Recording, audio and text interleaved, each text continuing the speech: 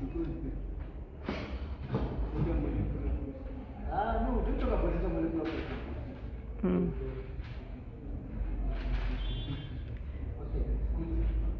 So this is what we are going to talk about, right? We are going to talk about the collision theory, and we are going to talk about the rate of chemical reactions, right? The rate of chemical reactions.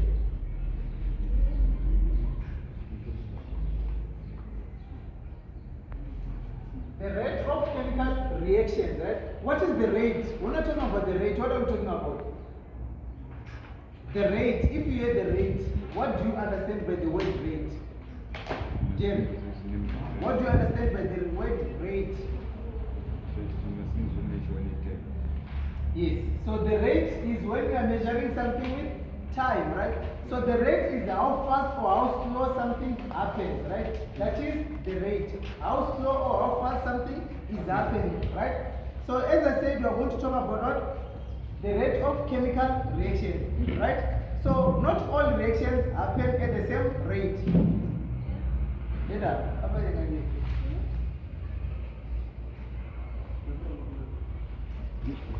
Not every reaction happens at the what? At the equal rate.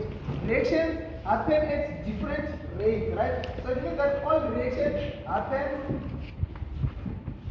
at different rates, depending on the what? On the situation that is happening, right? Yes.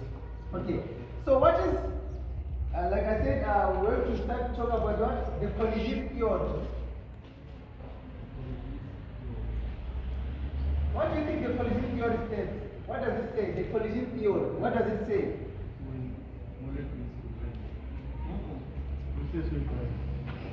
What is the collision theory? What does it say? Any guess? A wild guess. The collision theory. What does it say? So don't forget that we're also talking about what? Chemical reactions, right? And also, so it means that with the collision theory, what can you say? Reaction by molecules are together. Okay, so this is what it says, right? Collision theory says that for a reaction to take place, Rate and extent of reactions. Rate and extent of reactions. Must collide. For a reaction to take place, particles must collide, right?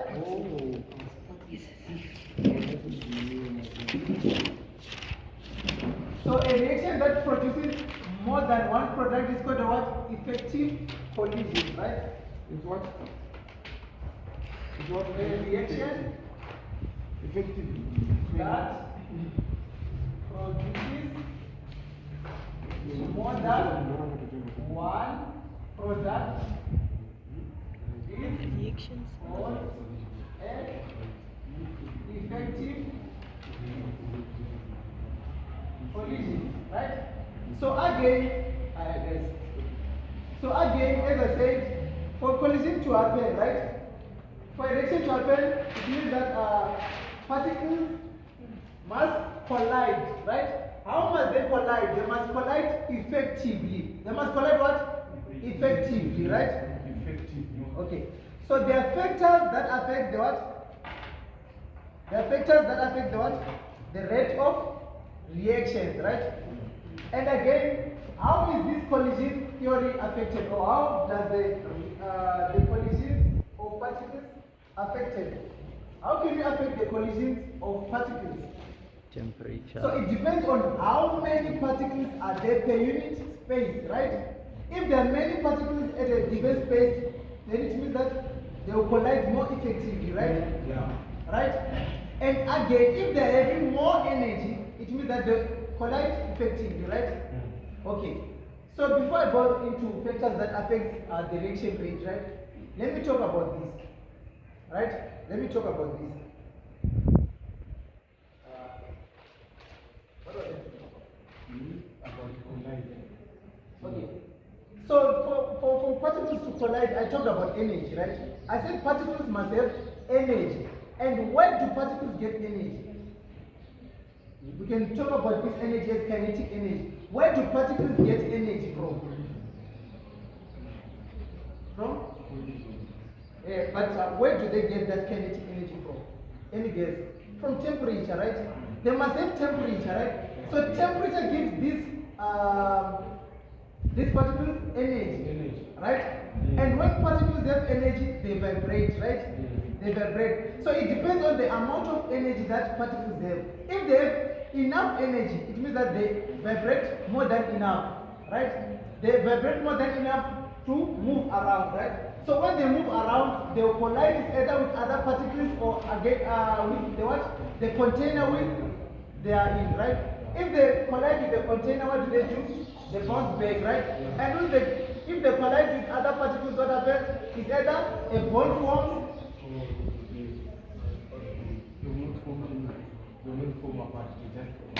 Yeah, right? So for that reaction to take place, particles must collide effectively, right? So energy is the one that causes the particles to have what? To have energy. Energy to do what? To move around. When they move around, they what? They collide. And when they collide, they do what? Bond forms, right? So right now we're going to talk about factors that affect the what? The reaction rate. As I said, the reaction rate is the what? How slow or how fast a reaction is, right? So let's talk about factors affecting the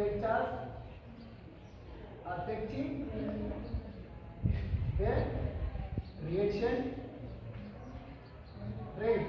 So I'm going to talk about factors affecting the reaction rate, right? So there are a number of factors that affect the reaction rate, right? So we'll talk about them. So first thing first, obviously talk about temperature, right?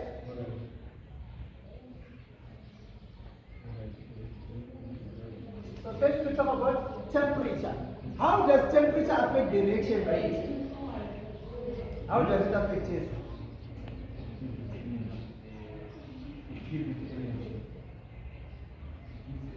Guys, do you understand the question? Stifler. How does temperature affect the reaction rate? How Stifler. fast the reaction is this? Stifler call. Oh. Mia Jane. Drop. Can we drop?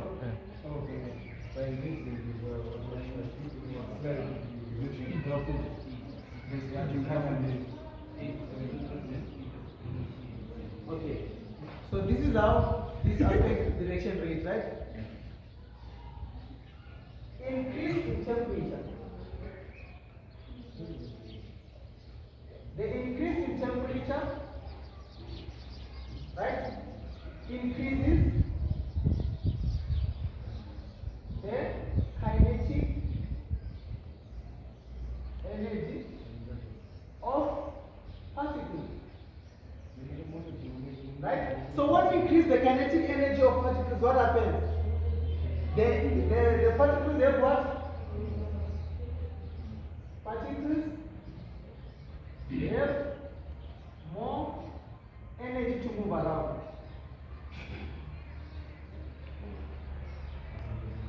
Right? And when they have more energy to move around, it means that they collide more frequently or rapidly. And when this happens, what happens? It means that a reaction happens at a what? Faster rate. Right? So it means that our reaction now happens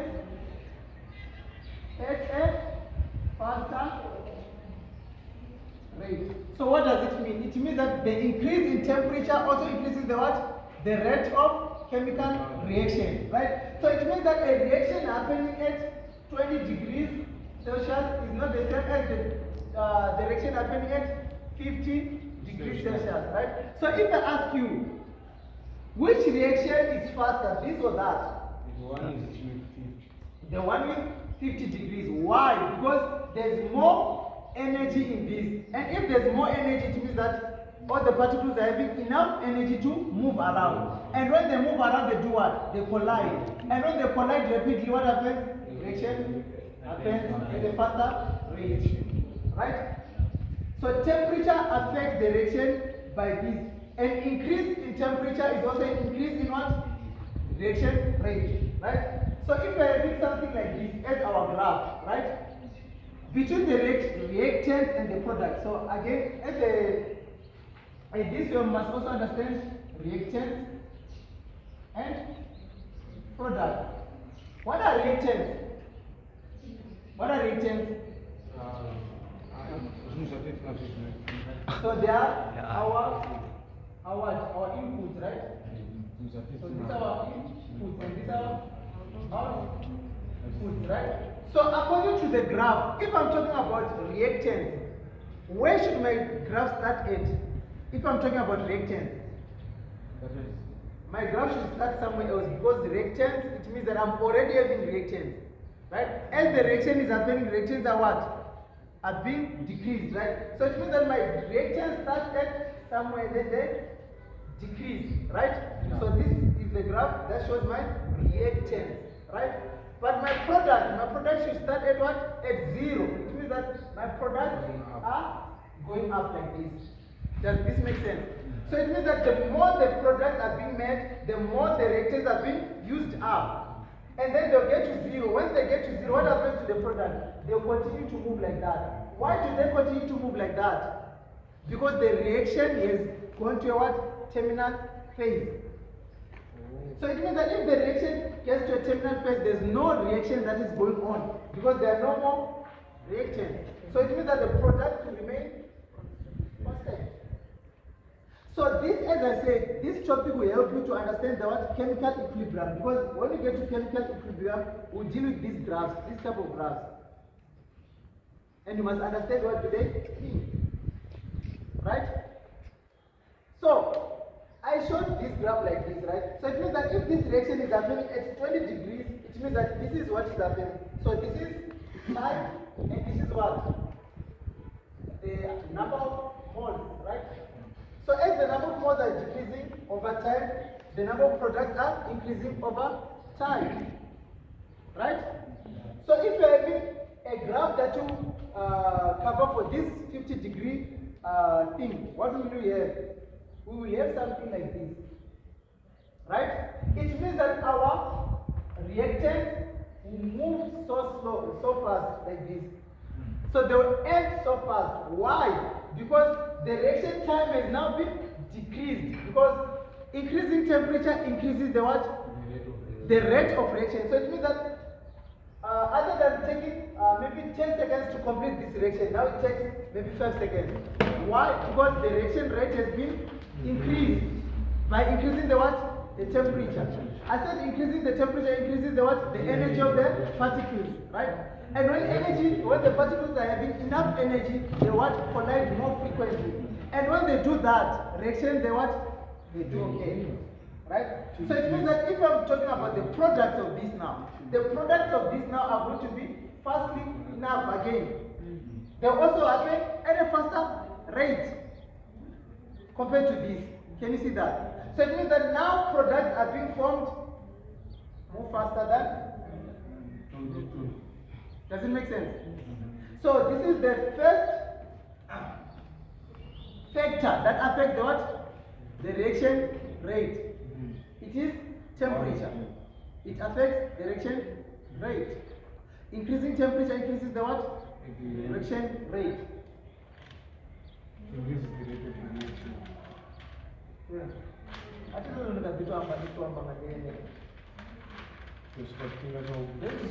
Concentration.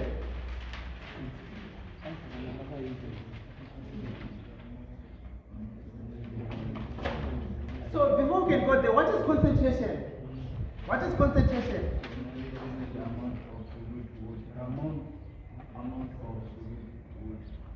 Okay. What can you say there, the back? What is concentration? What is concentration? Who's having a bottle of water?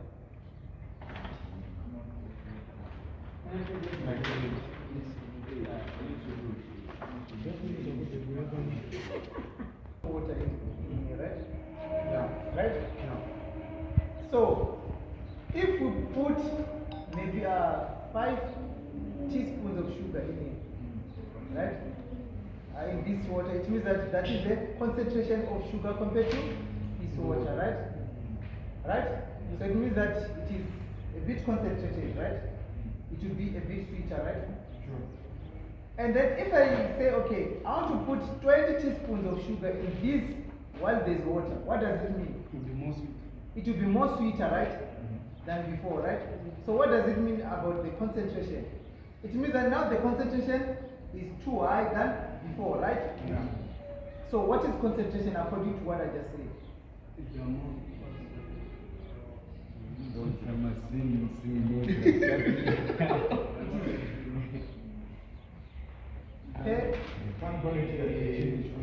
Okay? Yeah. So it is the amount of what? Of solute per what? Per dm or something like that, right? So it is how much something is in the what? In the solution, right? Yeah. It is how much something is in a what? In a solution, right? Again, I'll give another example, right? Let's take it, how many are we? 2, 4, 6, 8, 10, 12, 13, right? We are 13 in here, right? And then we are moving at a constant speed in this room, maybe like we are praying or something, and our eyes are closed, right? We are just moving at any direction. The chances of us colliding is so small, right? But just take it as if like maybe we are 50 in this room and we are doing the same activity. The chances of us colliding is how much? It's very high, right? So this also explains this, right? So if there is less concentration in something, right? It means also the less chances of those particles to collide. But the more we increase the concentration, the higher the chances of colliding, right? So what does it mean? It means that the more we increase the concentration, the higher the what? The higher the collision, and the faster the what? The reaction. Does it make sense? Yeah. Amen. So now let's put them in words. What are we trying to say? Right? Amen. So it means that increasing, Enyer. yes, Namut. another call. Namut. Where? Increasing the concentration. If we increase the concentration, what happens? We are increasing the number of particles. Okay? Unit space. Right? So it means that increasing the concentration, it means that we are increasing the number of particles per unit space. Right? Right? If we increase the what? The concentration, we are increasing the what? The particles per unit space. And if there are more number of particles, it means that it is more likely for particles to what? To collide. So it means that if there are more particles, right? Yeah. They are more likely particles will collide. Right? And the more likely particles collide, it means what? The more likely our reaction will happen faster. Yes. Right? Because we know that for a reaction to take place, particles must collide. Right? So it means that the more particles, it means that the more likely particles will collide. When they collide, likely, then it means that our reaction will occur faster. It means that our reaction will occur faster, right? So it means that increasing the what? Increasing the concentration increases the rate of reaction, right? So it means that increasing the concentration also increases the rate of reaction, right? So now let me give another example. So it means that if here I'm having a solution that is having 2 mole per dm3, right? So it means that our reaction is happening maybe let's say at this rate. So I'll include reactance and I'll put product as well. So I said reactance starts at where? At a higher number, right? And they decrease, right? So it means that if this is our reactant, there will be